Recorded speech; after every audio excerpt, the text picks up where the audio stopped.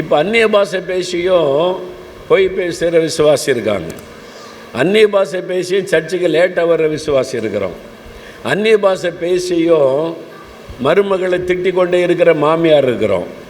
அந்நிய பாஷை பேசியும் மாமியார் தெருவில் நிறுத்துகிற மருமகள் இருக்கிறோம். அந்நிய பாஷை பேசியும் மனைவி அடிக்கிற புருஷன் இருக்கிறாங்க. அப்போ என்ன அர்த்தம்? பேசுகிற அந்நிய பாஷைக்கு என்ன அர்த்தம்? இல்லை, இதெல்லாம் மாற்றுகிற ஒரு அபிஷேகம்னா கடைசி கால அக்கினி.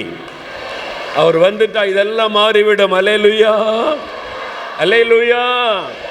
அதுக்கு தான் இந்த அக்கினி, மறுரூபப்படுத்துகிற அக்கினி. முதல்ல நம்முடைய சபையில் தான் அது போடப்படும்.